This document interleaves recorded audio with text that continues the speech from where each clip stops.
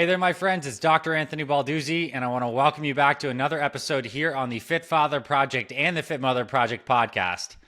Today, we're joined by special guest Akshay Nanavati, who I gotta say is one of my dear, close personal friends, and also one of the craziest guys that I know. And I think at the end of this conversation, you will also see that he's crazy, but he's crazy in the right kind of way. He's crazy in the kind of way that inspires and pushes all of us to look at what our limitations are, look at our fears, and push the boundaries in the service of our own self-discovery, but also to our greater human family and showing that there's so much more possible for our lives.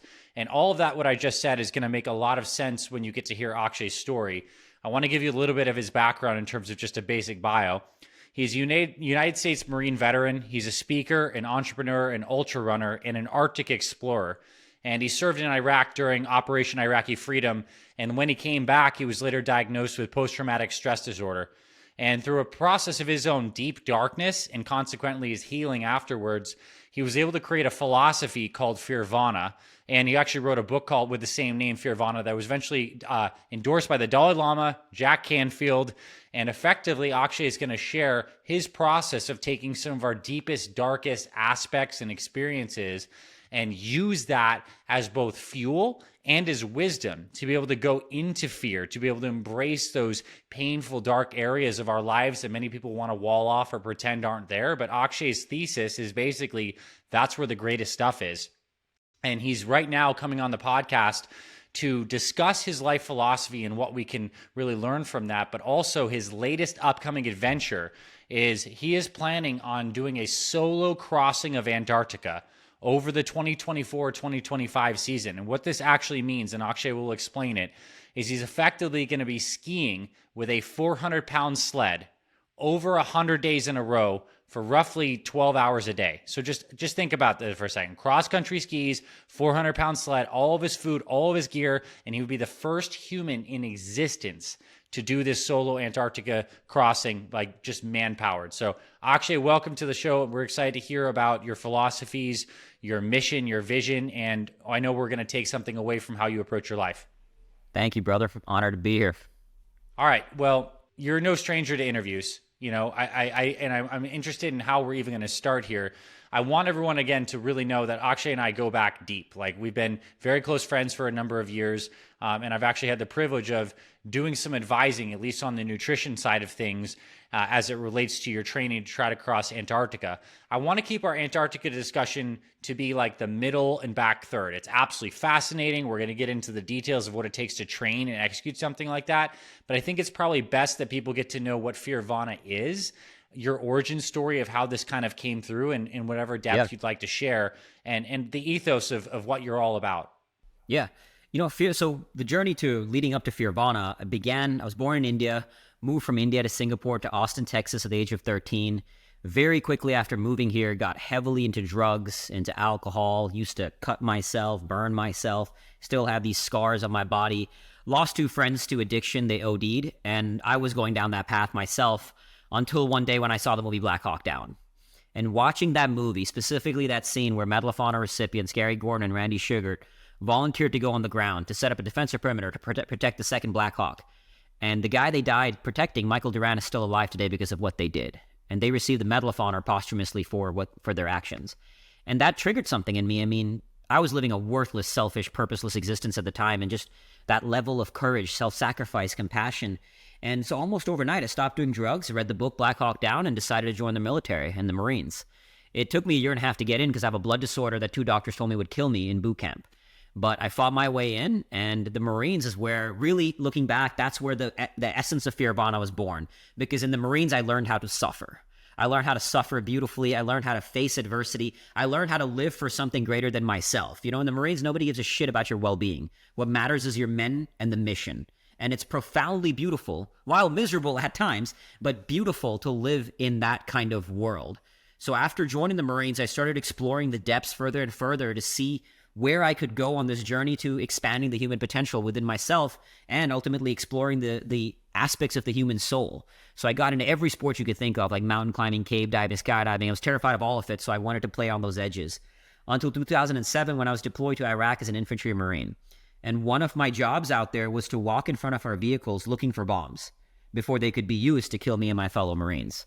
So dangerous job. But through all of this, I learned to thrive in the face of great fear and stress and suffering. Came back though, and that was kind of the toughest battle I fought was after coming back home. Lost a friend to the war, as you mentioned, struggled with PTSD, depression, heavy drinking, was on the cusp of suicide. I mean, one morning after 5 days of binge drinking, was seconds away from slitting my wrists. And that was the trigger that began my slow, painful, rocky climb out of the abyss. It certainly wasn't a smooth one, as you well know. I broke my sobriety multiple times, fallen a lot, but kept rising back up and eventually found my peace through this ethos of FEARVANA. I wrote the book, which ultimately the essence of it is to help people combat the demonization of fear. Like, fear is not the antithesis of nirvana. It can be an access point to it. And not just fear, but at a meta level, suffering of any kind is not a problem. Stress, suffering, fear, guilt, adversity. We hear these words and think of them as bad, but they're not bad. They can be access points to the greatest bliss, because we're all going to experience them anyway. So you might as well fall in love with them. And that led me to the ethos, to the work I do, and to ultimately now my expression of it by running ultramarathons and playing on these edges of the human condition in some of the most hostile environments on the planet. And also, I mean, I want to know, and it's very powerful, the framework that you do have, and it's one that interfaces with, I guess you could say, a culture, at least in the West, that's gone very soft. Convenience foods, most people are overweight. We're looking for ways to automate or take out any kind of resistance point or energy and effort. And honestly, that's also kind of paired with this idea that we're trying to maximize our own personal hedonic well-being in many senses. We're trying to feel good, whereas yours seems like the antithesis energy of that. It's to find a purpose that is both for your greatest development, but also greater than you. The Black Hawk Down was a service mentality, and also understanding that to accomplish the mission, it requires facing suffering. So I want to ask you, for the everyday moms and dads who are listening to this podcast episode, what are some ways that you see everyday people live out and embrace the FEARVANA ethos in the lifestyle, in their homes, in their families, in what they do with their spare time? Like, how does FEARVANA meet the road for the average person? One of the ways, which is very much the ethos of what you do, is exercise teaches you how to suffer beautifully, right? It teaches you how to go to war with yourself and find something within to transcend that. Doing things like cold plunges, cold tubs. But one of the core things, which I think is not as well talked about, is stillness. I think in my experience, that is one of the greatest fears in the human condition. It's not a fear. If you ask people, what are you scared of? People will say stillness. But Carl Jung once said, people will do anything, no matter how absurd, to avoid facing their own soul. And in my experience, that could not be more true. And look at the world. Like, we do everything to distract ourselves from ourselves. So practice being still. Like, as you know, I spent 7 days in darkness, and then the second time I went and spent 10 days in a completely dark room, right? Like pitch dark, cannot see your hand in front of you, darkness, just to be still with myself. So do things like that. You don't have to go into extended darkness if you don't want to go that far, but lock yourself in a room for an hour, 2 hours, 3 hours. Push that edge and go into places where you feel that discomfort, where you challenge yourself and force yourself to have to go to that internal conflict within yourself. But do it in a place that's not that outside your realm of comfort. Like if you're very comfortable exercising. So for example, for me, even when I was in the darkness, especially the first time, I was exercising in the darkness, but exercising is my comfort zone. Even though it's suffering, I thrive in that. You know the kind of crazy shit I've done. But so I actually set a rule for myself that I'm not going to allow myself to exercise because I was using it to escape the stillness.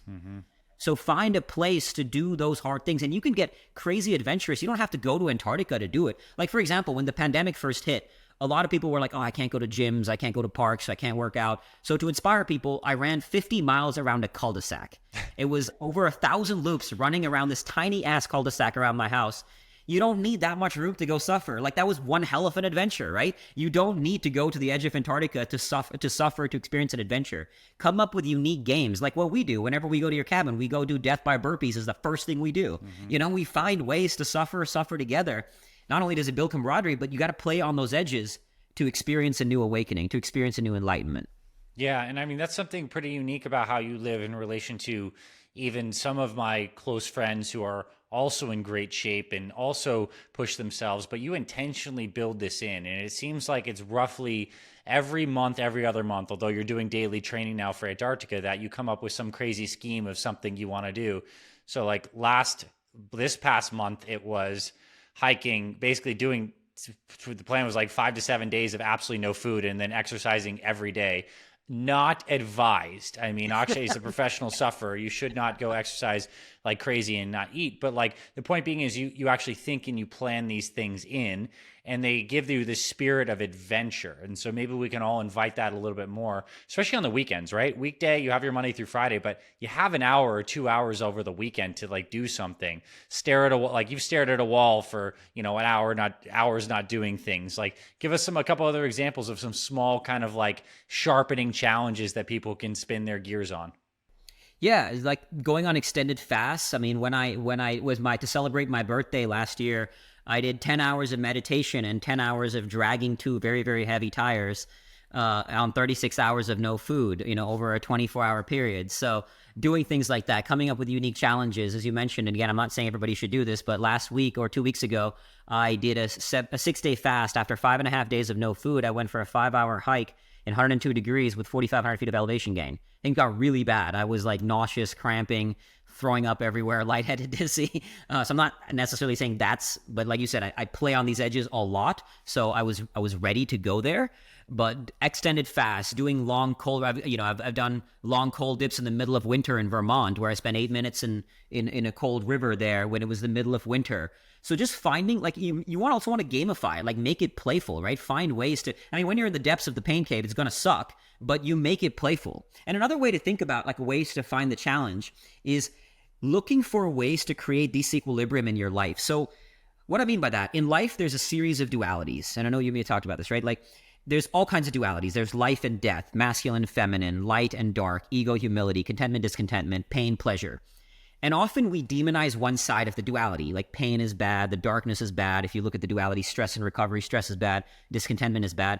But to attain to spiritual awakening, spiritual enlightenment, you'll start to see as you play on these edges that no side is bad. Both of them can and actually must coexist. So what I do in my life at all times is I'm constantly looking for a duality that causes me friction, and I go play on the other edge of it. So to make this concrete, like, as you know, I thrive in the space of suffering. So I remember once many years ago, I was going for a run, and I saw a sign that said 5K fun run. And I had visceral disgust at the idea of running for fun. Like, you don't run for fun, you have to suffer. But that wasn't healthy. I noticed I was bringing in suffering in all areas of my life. So what I did was, if you look at the duality of suffering and play, right, the spectrum, you put that on a spectrum, seemingly two polar opposite forces. Now, and don't get caught up in the semantics of it. You can call it whatever you want, right? I use the word suffering and play. I started to go on the other edge and do playful things. Like when we were at the retreat, actually the retreat we first met in Hawaii. At first, when they would do the breaks and they would do like dancing and hula hoops, I would have nothing to do with that shit. I'd rather go in the back and do burpees. But then I was starting to go do things like that. Be playful, go for runs where I don't check at the mileage, listen to fun music, dancing and singing while I'm driving in the car, right? Doing playful things. Now, I will always be somebody who leans toward the edge of suffering on that scale of suffering and play.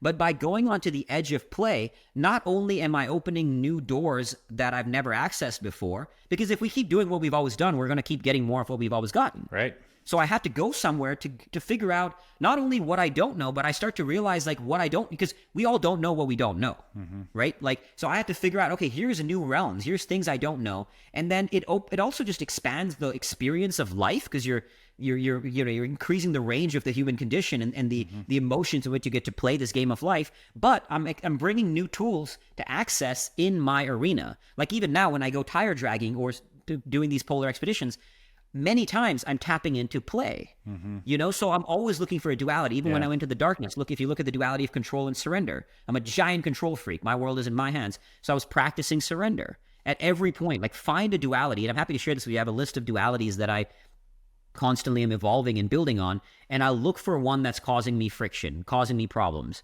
Like another one I've helped clients with is ego and humility. We demonize ego as bad, but like I've done this, I've seen people do this exercise where you sit in front of a partner and just brag for 2 minutes about how awesome you are, and you'll see people get so uncomfortable doing this. But here's the thing, especially in my world, to do like an Antarctic crossing, I have to believe I'm the hardest, toughest savage alive, right? Ego can coexist with humility. So I have the ego that I'm the baddest ass human being alive, but I have the humility to be a constant learner. So that's another duality. Like look for one and play on one edge, and you'll open new doors into yourself that you've never opened before. I think that was a really valuable add into the ethos of FEARVANA, because the first angle we kind of approached looking at it is push into things that make you physically uncomfortable. And obviously, we have a physical big dimension of our experience. That's a good thing to do. Get some adventure, push yourself. And everyone listening to this, if they're doing our Fit Father, Fit Mother workouts, you're facing that adversity willingly, and you know how good it feels like on the other side. But like, I think the deeper cut here is this more meta awareness of we all have a natural disposition in our personality construction.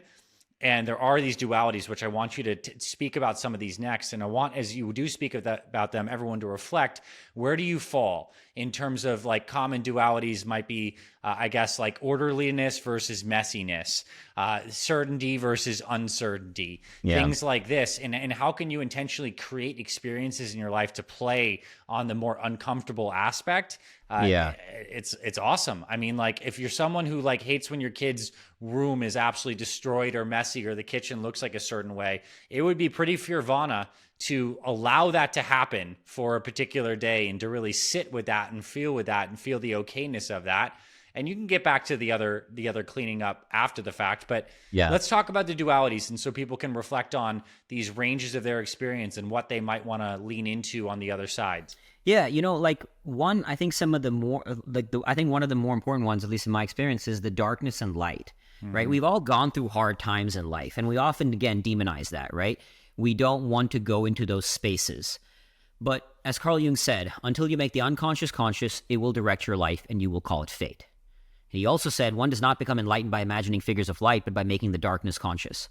So in those darkness, the pain that you've experienced, sit with it, play with it, engage it. So for example, as you know, I lost a very close friend of mine to the war. Struggled with survivor's guilt for a long time, and everybody told me, don't feel guilty. Rationally, I get it, right? Bullets fly where they fly in war, bombs explode where they explode. You can't control it. But emotionally, it didn't change the fact that I was guilty. Now, the guilt wasn't the problem. This is another huge mistake, is this demonization of emotions, right? The fact is, there are no bad or good emotions. There are no bad or good experiences. They're only emotions, and they're only experiences. It's up to us to decide what we do with them. So by engaging the darkness of my pain, of guilt, of this loss I experienced of my brother, right? I tapped into it, accepted the isness of the guilt, viewed it as an expression of love. And for a long time, what I did was I put a picture of my friend up on my wall, and it said, this should have been you. Earn this life. My guilt, the darkness of the trauma I've experienced became a weapon I can access. And when you access it, when you bring it to the surface, you can now do something with it. So for example, when I did that 167-mile run across Liberia, it was like day 4 of the run. It was about a marathon a day, just under a marathon a day for a week. I had this aching pain hit me in my shin. And I stopped, it like literally knocked me off my feet. I stopped about 18 miles in, tried to put some cream on it, massage it. It wasn't going away. So I started limping and like battling the physical pain, the psychological pain, like I got 3 more days of this. And then I started running and just booking it. And the whole time while I was sprinting the last 5 miles of that day, I was saying things to myself like, remember Neil? That's my buddy who died. It should have been you that died out there. Earn this life. Suck it up. If you quit now, you deserve a coward's death. There are people suffering all around you. Liberia's been through a civil war, Ebola, poverty. So people are suffering all around you. Suck it up. Earn this life. And saying these very dark things to myself. Those 5 miles I ran were the fastest 5 miles I ran the entire trip. Now, I didn't talk to myself like that the whole time, but because I went there, I was able to access it and use the darkness as a force for good, as a force for power. But I also play on the edge of light, right? Like I'm also, constantly grateful, incredible gratitude for life, finding the bliss, finding the beauty, seeing little things to appreciate in every single moment. But you have to play on those edges. Once I remember I was working with a friend actually, client/friend. She had gone through this horrific childhood trauma. And she was ready to go there when I asked her this question. And I asked her this question, what if you deserved what you went through? And she literally goes, whoa, why would you say you deserve this horrific childhood sexual trauma you went through? But nobody would tell her that, right? No therapist would say you deserve it. But I knew she deserved it. Some part of her felt that she did. So I asked her, does some part of you feel like you deserve it? She said, yes. I said, does some part of you feel guilty for it? She said, yes. I said, good, go there. Be with that. What does that mean about you? What does that mean about God? What does that mean about humanity? Journal on this, reflect on it, think about it. That night, she sends me a text saying, fuck you, Akshay. Because she went into some dark spaces that night. Now, again, firstly, just to want to qualify that she was ready to go here. We had done a lot of work because if you ask that question and you're not ready to go there, it can be quite dark. But she was ready to go there. After the next morning, for the first time in 25 years, she shared with her husband what actually happened. You have to go through the darkness to come out the other side. And this is, again, just one duality. I'm always looking at a duality. So even now, for example, I'm playing on the duality of the mundane and the extreme. If you look at that two edges, right? Like I thrive on the extreme clearly. So I'm bringing more consciousness to sanctification of the mundane. As simple as when I'm doing the dishes, I'm bringing more awareness to it, consciousness to it. Even in my training, instead of just doing all these crazy challenges every month, for a little while, just doing consistent, regular training without some crazy shit that I plan every month, right? So looking for that, I actually have gone back to the duality of fun and misery, because again, I thrive on misery. So sometimes you'll find yourself going back to a duality you maybe previously worked on. And you don't get to a point where you just magically hit like, all right, checkbox, like I've hit this X, I'm golden. It's more just through self-awareness and reflection. All right, I think I've attained a good spot in this one. Let me go find another one to play on. But that requires that reflection. Like one of my many mantras is stretch and reflect. Previously in my life, I just used to bounce from hard thing to hard thing to hard thing to hard thing, constantly stretching. Now I'm very conscious about stretching, reflecting. What's the lessons? What's the takeaways? What did I get from this? Then stretch, then reflect, and the cyclical process of that. Really beautiful. Thank you. And I think even from that, I think people are going to be able to reflect on their own areas where they can stretch into. And I also can just really appreciate that you're living a life with a lot of range by intentionally going through this process of playing on the different ends of the duality, not labeling things as good or bad, and also accepting what does show up naturally based on your experiences that will say the hand of God, created for you. Like the death of Neil, and the guilt that you experience, like the embracing of that, the going through of it is where you've experienced a lot of healing and power. I also want to talk to you about this now kind of transition into Antarctica, but not first about what it entails and how you train for what will be the greatest human accomplishment in endurance ever performed. I want to talk about the mindset of something that you got into very deep last year and still is, and that was the idea of method acting. Many of us think of ourselves as like our personality. We almost like think of our personality construct as like ourselves, like, oh, I'm Anthony. I have these likes, these dislikes, like this kind of way. And then you started realizing that Akshay couldn't get across the ice because Akshay's an ego construct that has certain limitations and fears. But like, what if you could become bigger than Akshay? What if Akshay is the awareness behind Akshay, and that awareness could choose to put on a whole bunch of different kinds of masks for a situation? And that's like method acting. You started studying that. So talk to us about some of the wisdom of method acting, what you uncovered, how you apply that in your training and life, and how you have your clients do that as well. Yeah. So I went deep into studying it, specifically Daniel Day-Lewis, greatest method actor of all time. One director said of Daniel Day-Lewis, I've never seen somebody come as close to complete obliteration of the self. And when you think about that, right, like Daniel Day-Lewis and great method actors, they dream, they think, they feel as the character, not as themselves. So this is what, to me, the application in personal growth was tremendous, right? So I was starting this process, and now there's many avenues and aspects to how to embody this. One thing is like physically doing the thing of the character. So all method actors will, like, when Daniel Day-Lewis was preparing for Last of the Mohicans, he would go live in the wilderness for like weeks on end. He learned how to build his own canoe. When he was preparing for Gangs in New York and playing the role Bill the Butcher, he actually learned how to be a butcher. So embodying the physicality of it so it becomes like a muscle memory.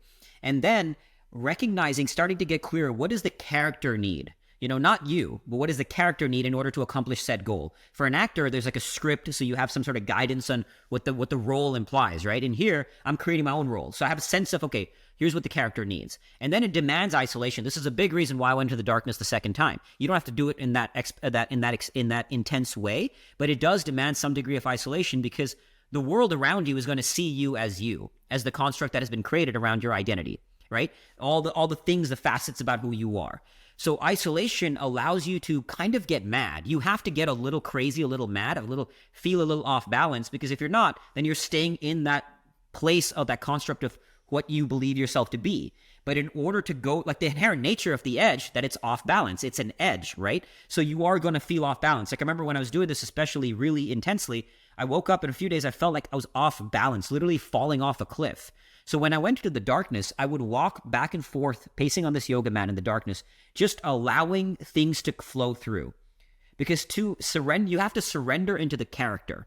right? And to do that, you have to have some sense of what the character is and then allow things to speak through you. And I said phrases in the darkness. I was speaking out loud to myself, had thoughts and feelings that I've never had before. Because I had a sense of who I needed to be, and then I was surrendering to the character.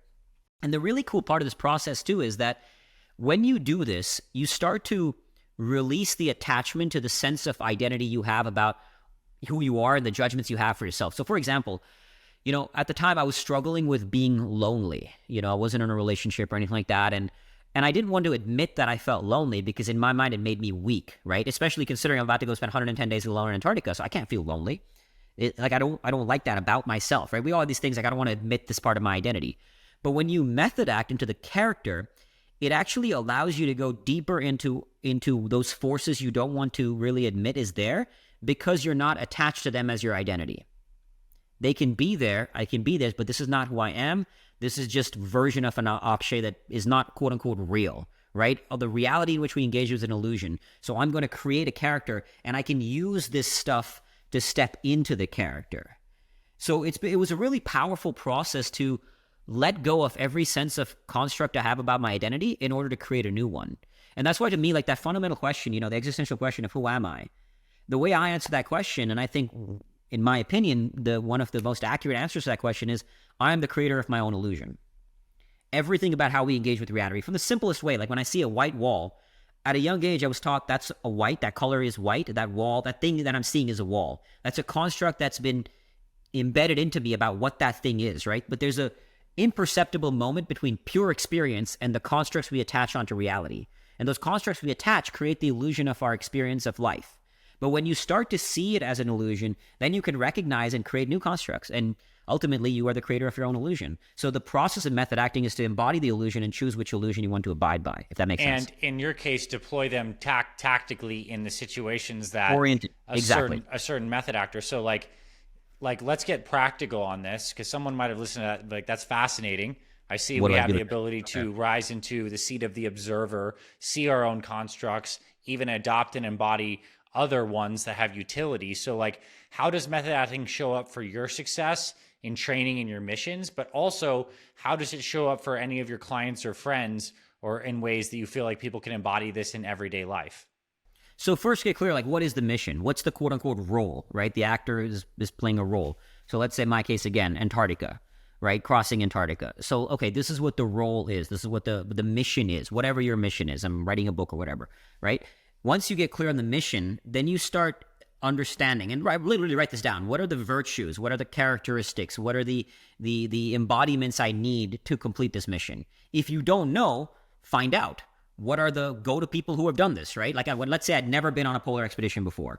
I start doing smaller expeditions. I start learning from polar explorers, right? So now I'm finding out this is what it entails. Then you start stepping foot in the arena. Just as the actor learns, just as Daniel Day-Lewis becomes the butcher, learns how to be a butcher. Before, I mean, he didn't like immediately go from Daniel Day-Lewis to the character playing the movie, right? There's a place where he's building the character. That's why the great method actors take a long period of time to actually embody the character, because they have to understand it first. So you get clear on the virtues, the characteristics. Then you step into the role in a small way. Now you can embody it. All right, cool. So like in my case, tire dragging, for example, or doing smaller polar expeditions, right? Now I have a sense of what the character entails. Now I'm, okay, this is the mindset required. Now when I bring it back into my reality, I can embody it. So in the simplest way, so for example, while driving, my feet would be turned at a slight angle. So now I keep it straight because I'm thinking of myself cross-country skiing. A very, very simple way is to change your walk. Like, think about your walk. A walk is a very powerful way to kind of step into a character. Think about the walk that you're doing. Step with the walk with more power, if that's what the character demands, right? So thinking about what the character demands and practicing it in the smallest ways of your life. So even if I'm washing the dishes, what skills do I need doing the washing the dishes to be a better polar explorer? I need presence. Let me bring pure presence to this. Instead of washing the dishes and, I don't know, putting on TV in the background, let me feel my hands washing the dishes, right? Why? Because it's oriented towards shaping the character. So first you have to get clear on the character, the virtues needed, the skills needed, step into the arena a little bit, practice it, embody the physicality of it, and then you have to go into your emotions to bring the past emotions that, like I mentioned, the loneliness, the demons that I have, going into all that inner work. Like great method actors like Daniel Lewis, they've confronted a lot of their own stuff. because they're bringing that stuff to the character, right? I'm using my pain. So as a very concrete example, I believe, when I was in Iraq, my vehicle drove over an active bomb. It didn't explode. My friends drove over a bomb. It exploded. He died. I was born with a great life to good parents. As a result, I'm blessed with a million times more opportunities than most people in the world. I've worked with post-conflict zones. I've worked with survivors of sex trafficking, former child soldiers, volunteered in a leper colony, worked with people in extreme poverty, and I've seen the darkness of the human condition. And I've seen all this, and just because I was born where I was born, I was blessed with a better life than most of these people.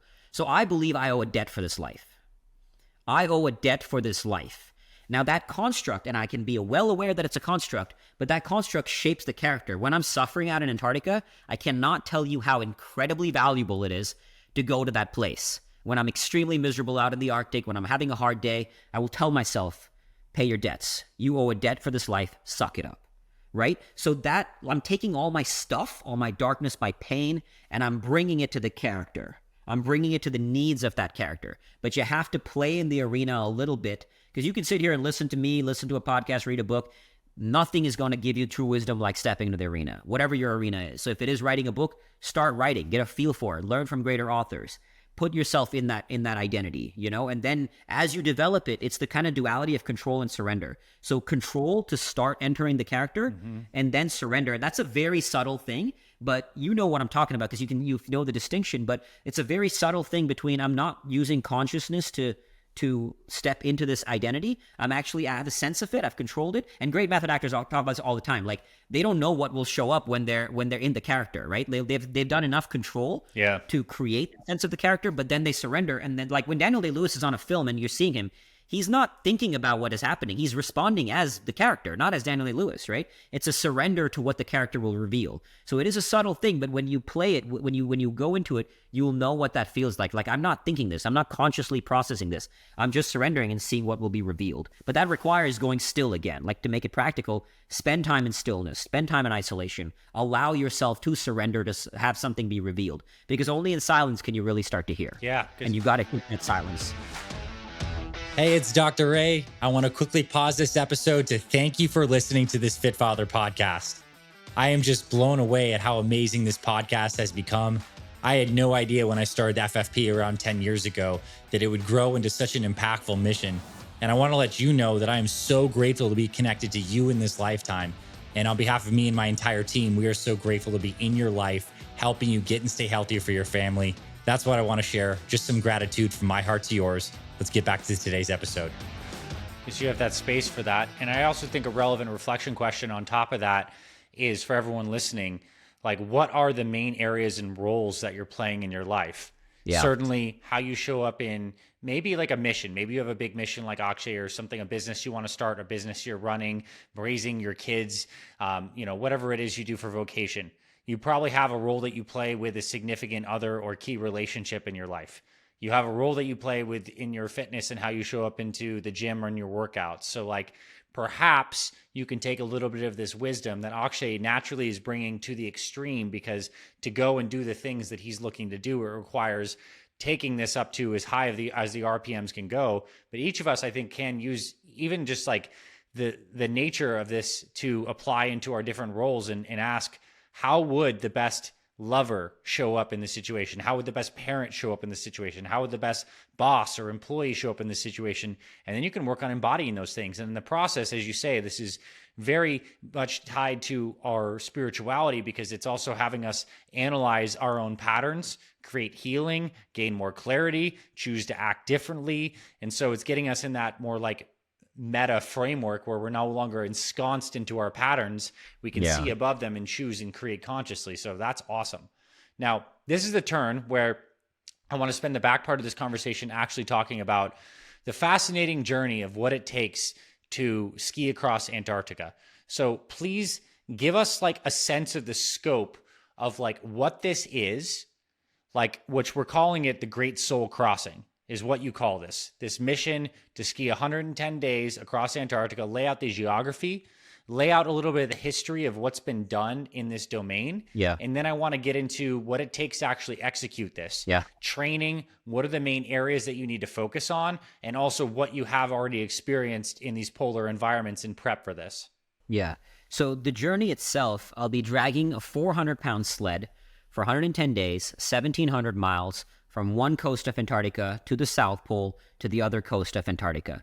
This has never been done before. People have crossed Antarctica with kites or with dogs, as in using wind power or using dogs. But to do it purely man-hauling, I'll be dragging all my own supplies for 110 days worth of food, of fuel, and portions of the journey, I will geographically be one of the most isolated human beings on Earth. And Antarctica is one of the most savage, unforgiving environments on the planet. We're talking minus 40 degrees, hurricane force winds, a polar storm. I've been blessed to experience a great deal in life. A polar storm is one of the most unforgiving, hostile places I've ever experienced. And I'll be doing this for 110 days, dragging that sled through the ice in pure monotony, right?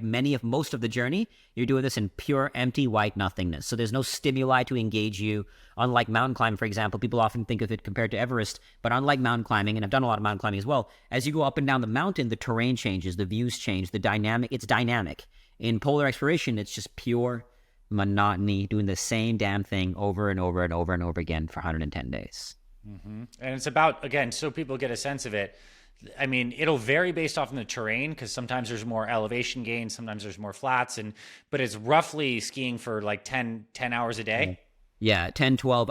I'm almost certain it'll take at least 12 hours a day to cover the sheer distance. There's a reason this has been never done before. Many explorers consider it impossible. The head expedition manager at Antarctic Logistics and Expeditions that manages expeditions for all modern expeditions in history, he has said anyone who tries this will probably fail, and most people will break way before 100 days. Beyond being the first ever crossing of the continent, it'll be the longest solo journey in history, 110 days being completely alone, both in terms of distance as well as time on ice.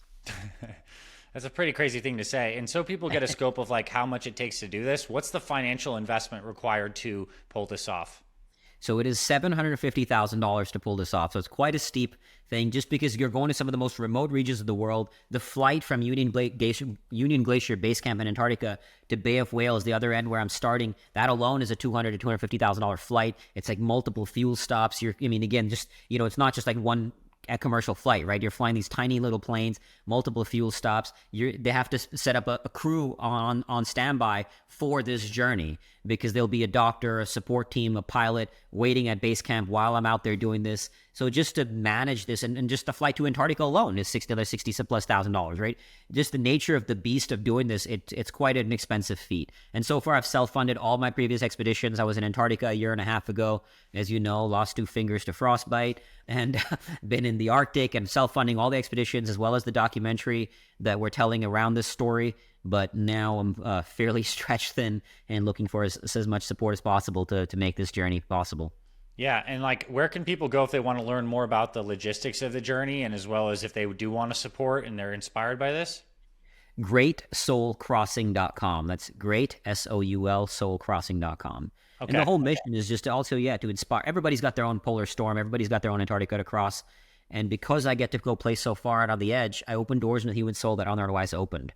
And so my responsibility, that way I pay off this debt, is to bring those wisdom back and to share it. So I think it'll not just be about me, but we're going to expand the human consciousness through this. It's like the 4-minute mile, right? Like these stories change the trajectory of the human condition. And I think we will do that through this. And in this process of training, you've paid quite a few types of prices, but one is 2 years ago you had 10 fingers and now you don't have 10 fingers anymore. Like, let's talk about some of the story of frostbite and what it's been like in terms of just the sheer commitment of experiencing the consequences of those environments and just what can happen, even if it feels like it's like not exactly in your control. And then also what you did recently in relation to making sure this upcoming journey is going to be successful. Yeah. So as you know, I got frostbite on 2 of my fingers. Very, very bad. They were black zombie-like fingers. You were helping me take care of them when I returned from Antarctica, wrapping the fingers. And it was a 7-month journey of just watching these black fingers heal, go through moments of pain that would even wake me up from sleep, wake me up at night. And here's the thing too, like I didn't do anything wrong in Antarctica. I wasn't walking around with no gloves, but I have a blood disorder that transports about 25% less oxygen through my body. Less oxygen to the extremities in a cold environment is less than ideal. So although now like I'm doing things to be even more careful, like I just returned from the Arctic where it was minus 37 degrees and I'm doing things to be even more careful, but doing things out there is hard to do. Everything is hard to do because you have to wear gloves because it's so cold. So anyway, I got frostbite One finger was black. The tip of it was like black and it had to go. It had to be surgically removed. The other finger, the one on my left middle finger, it recovered fully. It was a full finger. But the problem is once you get frostbite, you're always more prone to frostbite. So when I was in the Arctic just a few months ago, the tip of that left middle finger was getting colder much easier than the rest of my fingers. So I made a bold decision to prophylactically remove that tip of that finger because I felt like it would be a liability for a 110-day journey across Antarctica. Like imagine I'm 60 days in, I'm hitting the distance I need to hit. But when you're at that time, you're now at the South Pole, which is at about 9,000 plus feet elevation. It's incredibly cold, minus 40 degrees. And if I get frostbite on this finger that for the rest of my life will be more prone to frostbite and the expedition is over, that would be devastating to me. Mm-hmm. So when I was in India, I met a bunch of doctors and the doctors refused to cut it off. The doctor said, it's a good finger. We can't ethically cut it off, and I had to fight the doctors. I told him the thing and the doctor kept saying, this is a finger. Why do you want to lose it? And I said, doctor, I don't think you understand. The mission to me is more important than a tip of my finger. I'm not the tip of my finger. That's not who I am. Who cares? Like it's barely noticeable. But the thing that tipped the scale in my favor that got the doctor to agree to do it was my mom's support. My mom said, I need you to cut off my son's finger. What kind of mom would say cut off my son's finger unless there's a really good reason? But she understood that this is what, it was a huge liability. I have no regrets. I even reached out to you for counsel and I think you agreed that this would, for the rest of my life, even I met multiple doctors who said for the rest of your life, this finger will be more prone to frostbite. I mean, multiple doctors said their advice was just don't do cold weather expeditions anymore. Mm-hmm. That wasn't an option to me. That's not an option. So as a liability, I cut it off. And I'm just one step closer to being ready to actually pull off this crossing. If that's what it takes, that's what it takes. I think it's really nice to share that story. And the times when you and I have gone to dinner, it's really fun for me to parade you around and hey, look at this guy's finger, especially when it was actually literally falling off. You could see the bone and it was all black. Exactly. And he'd tap it on the table at dinner and it would sound like exactly like what a bone would feel like. It was fascinating. But I guess it is a powerful representation of the price that you're willing to pay for your dreams. And I think you serve as a mirror for all of us, especially those of us that have excuses that are more in the tune of, I don't have time to exercise, which means I don't really want to wake up 45 minutes earlier because that price is too big for me right now. And so that's just an example, but I think we all have to pay some kind of price to cross the toll to cross into the unknown or the place that our soul is calling us. And oftentimes that price is more dedication, more commitment, more feeling, investment of some sort of energy, time, money, and sometimes even body parts in your unique situation. So, I mean, that's something. I want to talk about what a day in the life of what it's going to be like when you're skiing. So let's say it's day 15 in your journey. What does day 15 actually look like for you? Run us through a whole day on the Arctic ice. So once you wake up, first thing you do, boil snow for water, heat up water to eat breakfast. It takes about between waking up and starting the day. And very you're inside of a tent, just so everyone gets the picture. I'm inside of a tent. Sometimes I forget that it's, to me, just feels so normal. But yes, I'm inside of a tent in very cold conditions. I've come out of my sleeping bag, which is honestly in all my polar trips, that waking up in the morning is one of the hardest parts of the day because you're almost always under recovered, especially day 15. You're pushing so hard every day. You're never getting a full recovery, right? Even at 8 hours of sleep. And so you wake up and you're a little knackered. And if it's cold outside, especially, and you're like, shit, I got it. And when the wind is hammering the tent, it sounds like the inside of a washing machine. So now you have to get out there in this. So I boil some snow, eat some breakfast, start packing up my stuff inside the tent, like my sleeping bag, my stove, my bag of food, electronics. And then I pack up my tent in a sled. I'll be dragging 2 sleds for this journey because it's such a big journey. And then I start skiing. So I start skiing for first shift is 90 minutes. And then I take a very quick 3 to 5 minute break where I stop quickly to drink some water, pee if I need to, stuff food in my mouth. And my food is macadamia nuts and chocolates. And you can't, there's another thing, you can't stick your hand in the bag to grab food because I'll often be wearing mittens or very, very thick gloves. So I've created a ladle, and I have a ladle that I just stuff food into my mouth as much as possible. And then I start skiing and I'm chewing that food while I'm skiing. Because when you stop, you get cold quickly. Not to mention, the more time I stop, the less time I'm covering distance. So we're talking a 3 to 5 minute break, and then I ski. And then I'll be doing 75-minute chunks of skiing with 3 to 5 minute breaks every 75 minutes, doing that for about 12 hours a day. stopping at the end of that day, and now setting up camp. So like sometimes imagine a hurricane force wind hammering you, and I've experienced this. You got to set up your tent. If you lose your tent, you're dead, right? So tent has to be on point. You set up your tent, you get in your tent, and now I've set up my sleeping bag, set up my tent, and I start boiling snow for water again. And boiling, that takes a little bit of time in the evening, anywhere from 2 to 3 hours. You boil snow because you finished all this water you've drank for the day. Then eat my dinner, which is a freeze-dried meal with butter powder in it. And then as quickly as possible, go to sleep. Because especially a journey like this, sometimes if I've done shorter journeys, you can spend less time skiing and more time in the tent to relax. But on this journey, it's so big, the distance I need to cover, I need to be out there covering distance as much as possible. So 12 hours a day, 3 to 4 hours of tent time, trying to get 8 hours of sleep. If towards the end I need to cut into sleep to cover more distance, that's what I'll have to do. And then repeat, rinse and repeat, and doing this literally every day. One of the biggest challenges is just the mental monotony of doing this in empty white nothingness. Because unlike mountaineering, like when I was climbing in Denali, you're on a very thin ridgeline with 1,000-foot drop on each side. The environment forces you into flow. Yeah. You can't be thinking about other stuff. Your mind is right there on the next step. But in polar travel, it's just flat white nothingness, so your mind wanders. I've had moments where an hour can feel like a freaking lifetime, And you have to navigate that. That's one of the daunting elements of it, but one of the also more beautiful elements to it that draws me to it. Like, this is not as dangerous as mountain climbing, but it's a lot more suffering, a lot more physical, mental, and spiritual suffering, which to me is the draw. Not inherently the suffering. It's the suffering is the means. It's not the purpose. The purpose is the transcendence.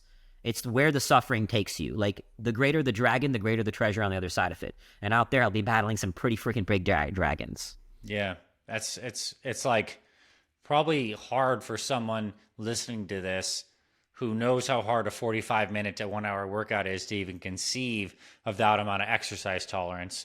So it does beg the question is like, how does one even train for this? And what's your training been like? Please describe that.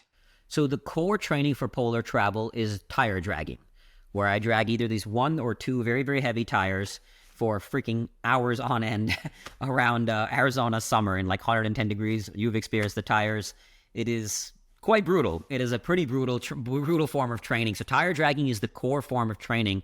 And then also, like, I've do a lot of hiking, do a lot of strength work. I'm very blessed with our great friends we have here who have helped me train. So doing a lot of strength work, because the polar exploration is a unique beast that you need to train endurance to be able to go 12 hours a day. You need to train strength to drag that very, very heavy sled. And you need to do it all while you're fat. None of those 3 things go well together, right? But I need weight because I'll be even eating 6,200 calories a day. I'll be burning 8 to 10,000. So I'm going to lose a ton of weight out there. I'm already know, like, I'll come back in terrible shape. Yeah. Mentally, physically, like, lost a ton of weight. Like from being like, you're very fit, but you definitely have like a nice layer of body fat on. You're going to be even fatter when you're ready to roll. And that's the goal. Again, stored calories for the later, but you'll come back and you can probably tell some stories of some other polar explorers on the other expeditions. You're literally starving to death at the end of this thing. These people come back absolutely emaciated.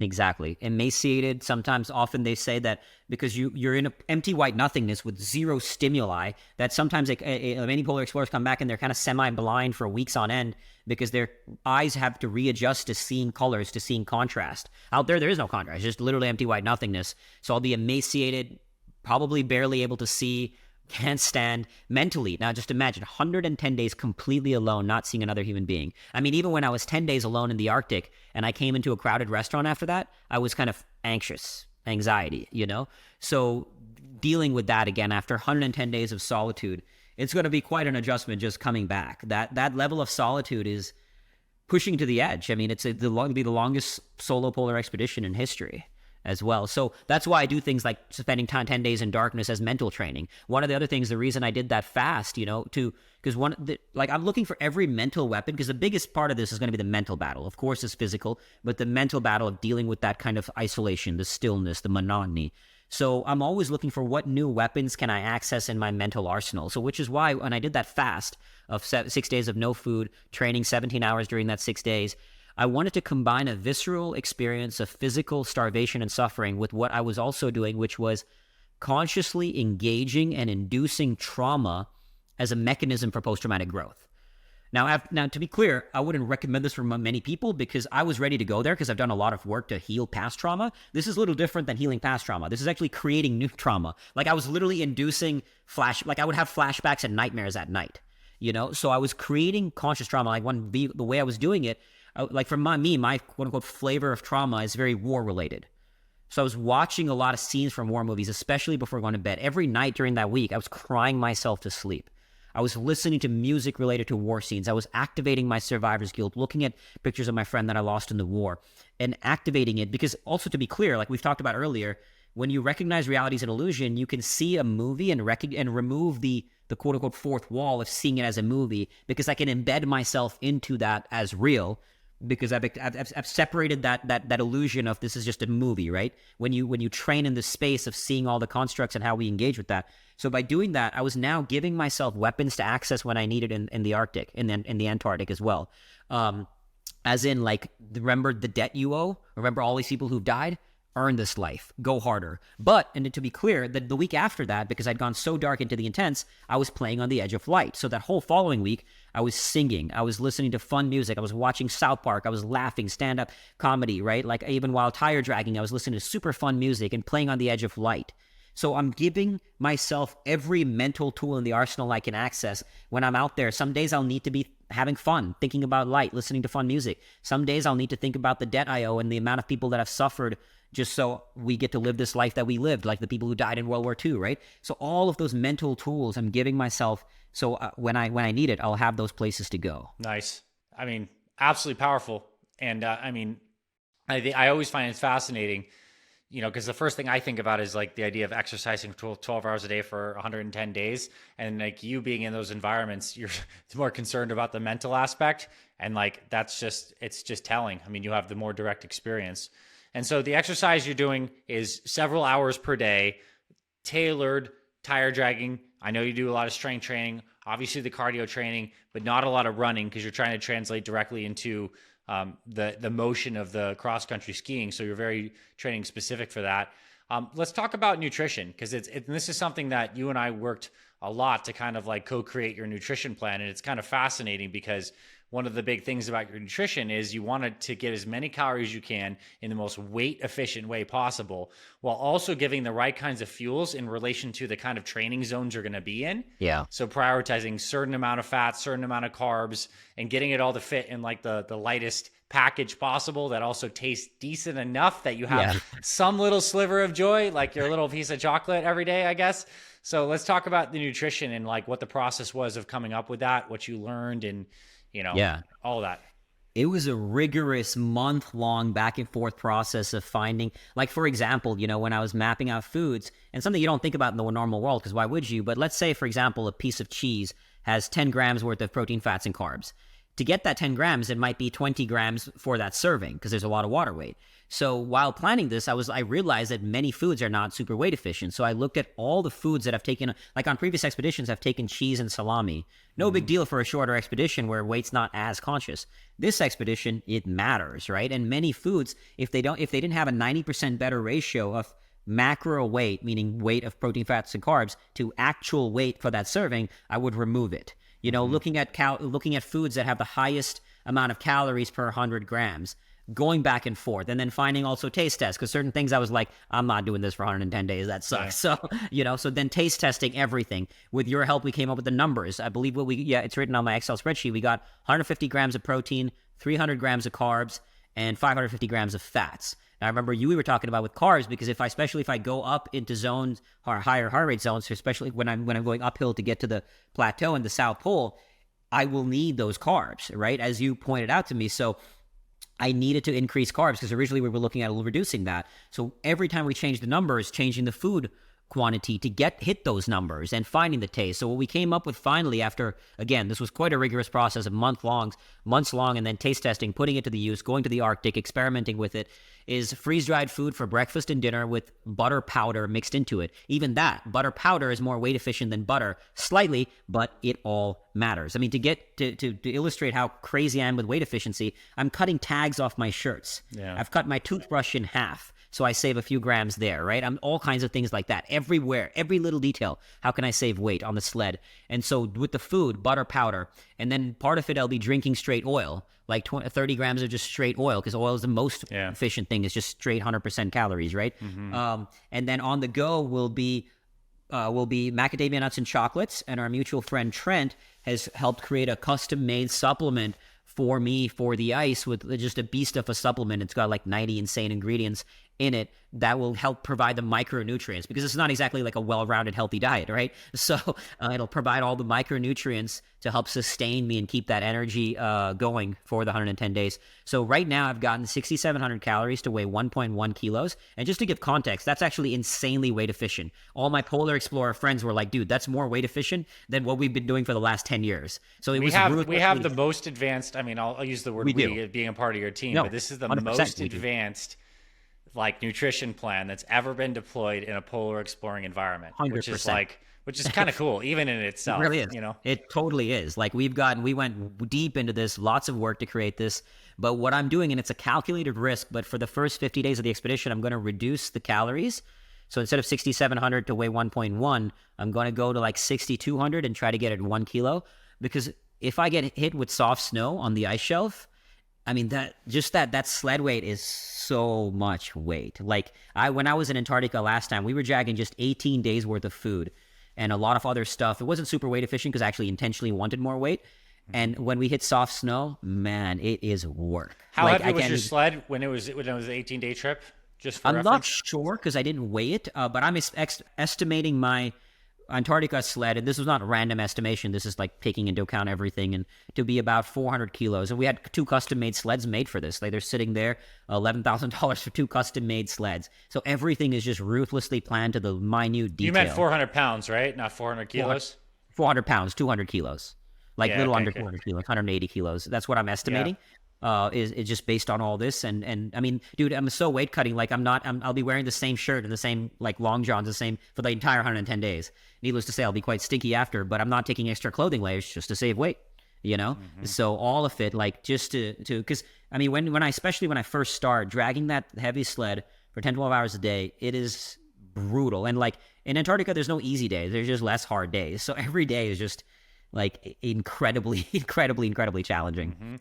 And as the sled gets lighter and you eat more food, you're also kind of being depleted as well. Exactly. Just cumulative fatigue as well as losing body fat. Exactly. It's just like a fascinating thing. Fascinating from the vantage point of you're really excited to do it, and we can sit here and like look at the details. I mean, literally, Steve, from the guy who manages ALE, said that most people will fail before 110 days. The exact words, I literally had this conversation with him yesterday about this, and he said, it's enough to flatten most people. Most people will run out before 100 days, and almost everyone will quit. And that's most people. Most people he's talking about are most people who do polar exploration, which is like already a pretty unique subset of humans that want to like basically suffer and then do things that haven't been done before. So powerful. I want to ask you kind of like in the closing part of our conversation, like again, to kind of like reiterate or share anything that you've been as unsaid about what you want this journey to represent and maybe the message that you kind of want to bring to the world, having not done this expedition yet, but having learned everything you have up to this point. Like, give us another capstone, even if it's kind of going back to some of the themes that we have here. But I think it's worthy now that we know the specifics of what you're trying to accomplish to hear your message again. Yeah, I guess to summarize, I think one of the greatest problems in the human condition is our negative relationship to any kind of suffering. And it's this belief that mental well-being and mental health is a tensionless state, a state without stress, without anxiety. It's a state of homeostasis, a state of equilibrium. That is one of the fundamental problems in the human condition. Inner peace is not the absence of chaos or conflict. It's the acceptance of them. Or as I also like to say, happiness is not the elimination of sadness. Happiness is the ability to find the gift in sadness. So why I play on these edges, I mean, not only does it dial the volume of life up to an 11, I mean, dude, when I take a hot shower every day right now, it means the world to me because I know it's going to be gone. Every day I'm sitting outside looking at the night sky, and I can't tell you the level of gratitude I feel because I know in Antarctica we don't get night skies. It's 24 hours daylight. And night sky and sunset sunrises are one of my favorite times. So point is to say, That's why, we were talking about the dualities. Like I call it creating deliberate disequilibrium. Deliberate disequilibrium. Play on that edge. If you want to know what food really tastes like and the beauty of it, fast. You will appreciate a food so much more. Like one of the most profound moments of my life was when I came out of the darkness retreat and when I saw the world with those eyes, the way the light look. I remember feeling this deep sense of gratitude for all the suffering I've ever experienced in my life because I realized in a very visceral way, I could not have seen the luminosity of the light, the brightness of the light, the awe-inspiring power of the light had I not just spent 7 days in the dark. And so you cannot really know the power of the light unless you've first been in the dark. So the point is, embrace the chaos of life and don't even just embrace it, seek it. Find a new edge and it makes you appreciate the gratitude of all of it, man. Like the gratitude at which you will live your life when you go play on the edges. And man, you've seen me like it's a result of doing this. It doesn't just mean I appreciate the light. I even appreciate when I suffer. Like when I was in Antarctica, I would text you and I missed the people I loved. I missed you. I missed my friends. I missed my family. And it wasn't like missing as in I want to come back home. It was gratitude to Antarctica that I get to feel this way, So play on those edges and it will dial up the intensity and the rapture of being alive in a way that you can't fathom. Akshay Nanavati, what a way to just be here, man, and share a message that I know is going to, if this message resonates with you, that's awesome. Go forth and suffer. If this message makes you uncomfortable, I'm sure Akshay would say that is also perfect. Lean into that. You're welcome for the suffering and even any of the mental discomfort. And I think it's just so cool that you're out there doing this. And again, is it The Great Soul Crossing or greatsoulcrossing.com where they can find the website? And if they want to donate as well as support, I know you would appreciate that too. Yes, Great Soul Crossing, not the greatsoulcrossing.com. And there's a bunch of different rewards for different donation tiers and stuff like that. So cool, man. Thank you so much for being on here. Thank you, brother. And on the other side of your journey, we will have you back, among other things, to share the deep, deep lessons that you will have. And in the meantime, happy training, my bro. Thank you for inspiring us and being a champion of this work. And I appreciate you coming on with our community today. Thank you, brother.